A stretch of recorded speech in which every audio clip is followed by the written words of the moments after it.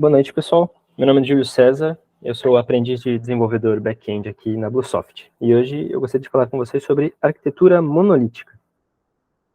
Mas antes de falar de arquitetura monolítica, a gente precisa conversar sobre o que é arquitetura.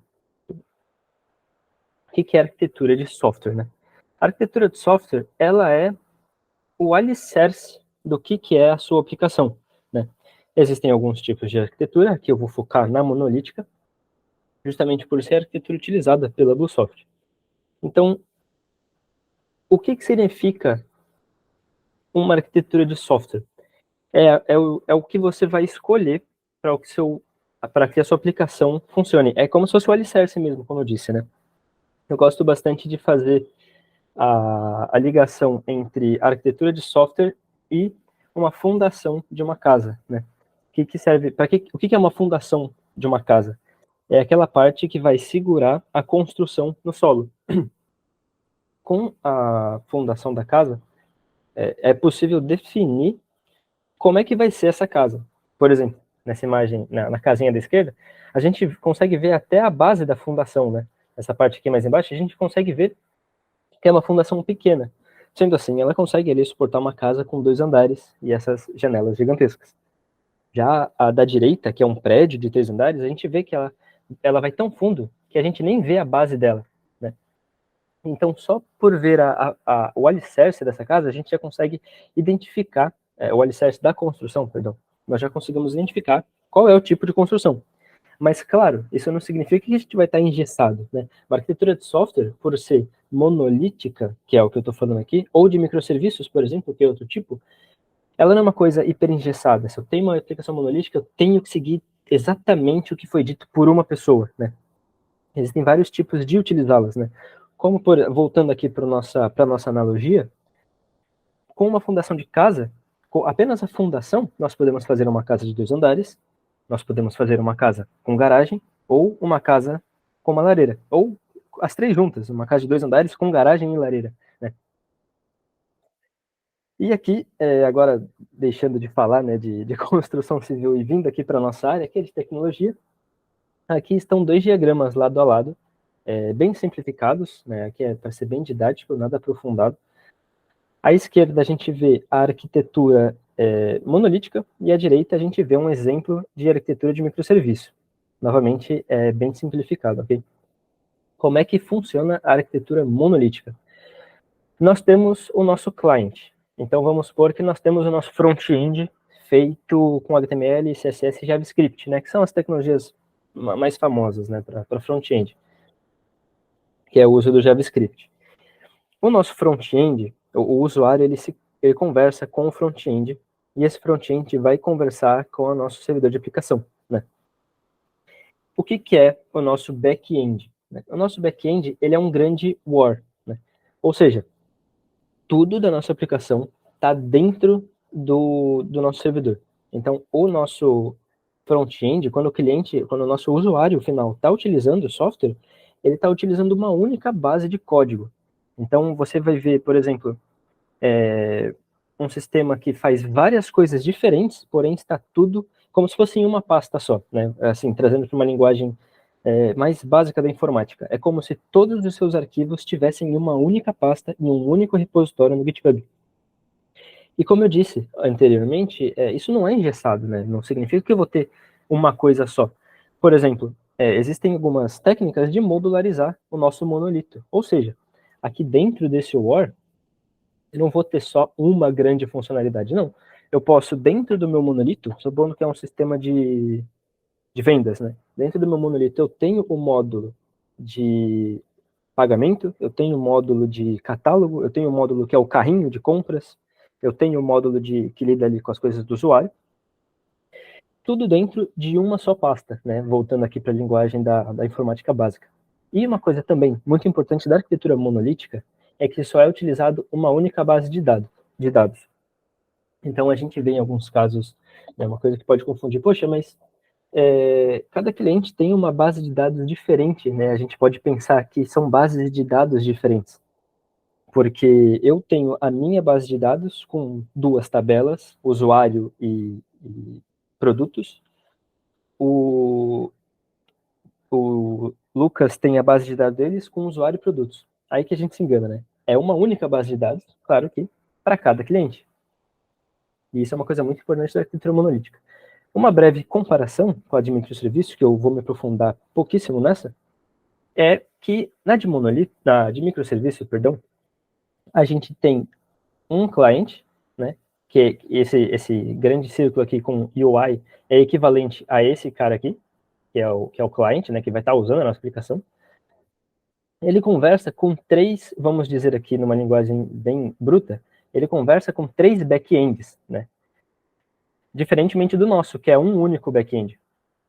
Então, microserviços é assim, ao invés de termos uma pasta com todo o nosso software, nós teremos várias pastas diferentes, cada uma responsável por realizar um papel específico. Por exemplo, antes nós tínhamos um software que cuidava tanto de vendas, quanto de carrinho, quanto de clientes, quanto de armazenagem.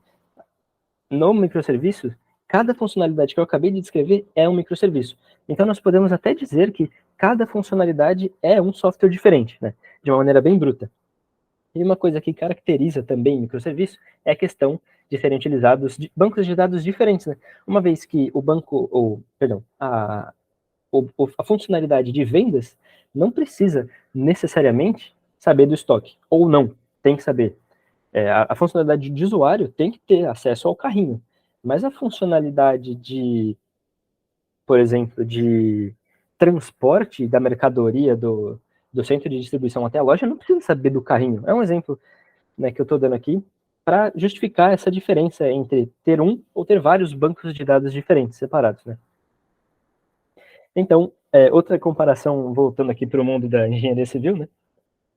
É uma analogia que a gente pode fazer para lembrar, para memorizar qual é a diferença entre os dois, né? Essa diferença é bem trivial. Onde a arquitetura monolítica, ela é uma grande construção. Ela é uma grande construção com vários escritórios, né? Com vários módulos, pode ser. E a arquitetura de microserviços são várias pequenas construções. Isso também diz respeito a uma questão muito importante da arquitetura, né? Que é a escalabilidade. A gente sabe hoje em dia que existem os grandes, as big techs, né, que têm sistemas utilizados por literalmente o mundo inteiro, né, e essas big techs elas não podem ficar dependendo elas não podem ficar à mercê de uma possível lentidão, né, então elas precisam ter serviços independentes, elas precisam que, caso um serviço tenha lentidão, o outro consiga continuar trabalhando. Isso é uma coisa que pode dificultar nas aplicações de arquitetura monolítica. Por exemplo, como eu tenho todo o código em um único só lugar, vamos supor no exemplo do prédio grande.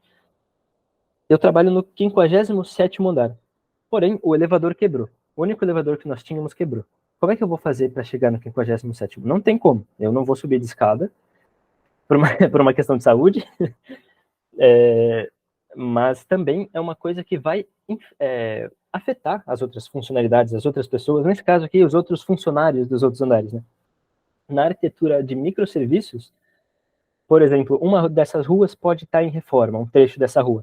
Eu não vou conseguir chegar à minha casa, mas todas as outras pessoas que estão em outras casas vão conseguir chegar sem problemas, né? Isso é uma coisa bem importante, né? É a questão da escalabilidade. Bom, quais são as vantagens da arquitetura de monolito?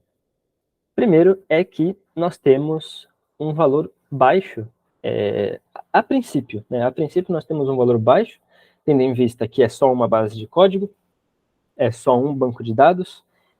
Na teoria, ela é mais fácil de se manter, ao mesmo tempo que quando escala, quando cresce, quando tem muita gente, começa a se complicar.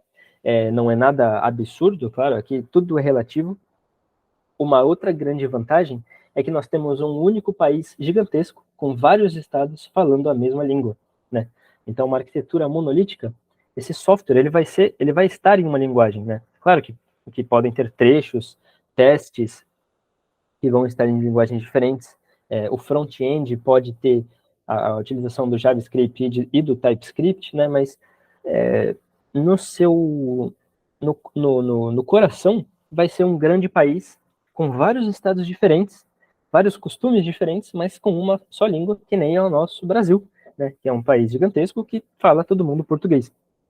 Diferentemente, por exemplo, da arquitetura de microserviços, que a gente pode comparar com a Europa. São vários países, várias culturas e, inclusive, várias línguas. Uma mais complicada que a outra, né? Então, em um único só software, nós temos vários serviços. Um serviço está escrito em Java, o outro em JavaScript, o outro em PHP, tem um que está em C++, outro que está em C Sharp, um que está em Python. Então, isso acaba, claro, aumentando um pouco o custo, por quê? E, claro, voltando, né, relativamente, porque depende, claro, do tamanho, da quantidade de microserviços, etc. Mas aí é necessário também você ter profissionais específicos para trabalhar no serviço que trabalha em Java, outros profissionais específicos que tenham conhecimento de Python, PHP e etc. Né? E as desvantagens do monolito, né? Vamos supor que a gente está jogando o Jenga, né? Que é um jogo, esse jogo aqui que está no slide aqui, onde se a gente tirar uma pecinha de mau jeito, ela cai, ou a torre cai toda, né? Isso é uma dificuldade, é um ponto de atenção real do uso de arquitetura monolítica. Por quê? Pela sua essência, né? A arquitetura monolítica, ela é uma coisa só. Então, se você mexe em um trecho do código, em uma classe, em uma funcionalidade, ela pode e vai afetar outras. Por isso que você tem que se adequar.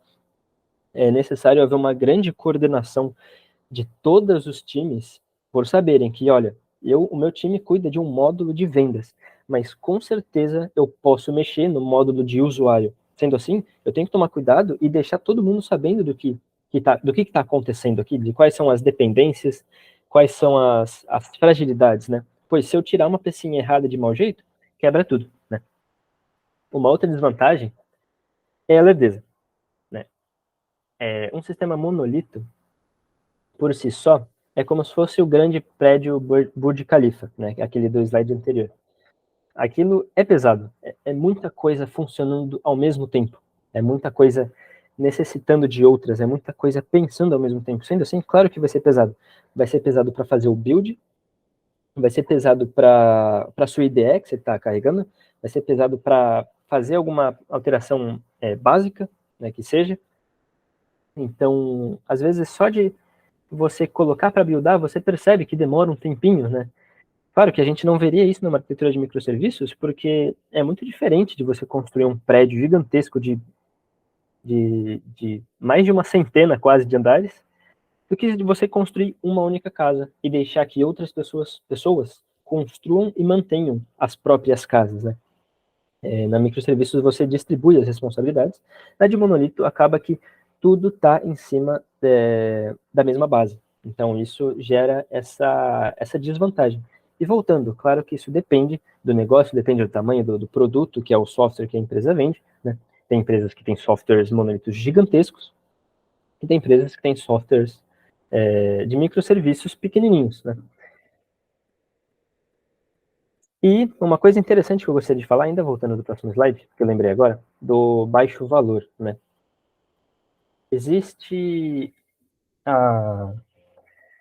uma questão voltada para monolito, que é a questão do valor, né? Principalmente o valor voltado a essa escalabilidade, né, que eu falei da casa e do prédio. Para você escalar uma arquitetura monolítica, depende do seu tamanho. Como eu disse, tudo é relativo, né? Às vezes você vai ter a facilidade, porque apesar de monolítica, a sua aplicação ela não é tão grande, ela não é tão pesada. Sendo assim, consequentemente, ela também não vai receber tantos acessos, né, como as grandes big techs recebem, como por exemplo Netflix, Instagram, né, o Meta, a empresa Meta. Então, todo mundo acessando a mesma aplicação, às vezes não vai fazer tanta diferença, né? Diferentemente da de microserviços. Eu queria colocar esse adendo aqui.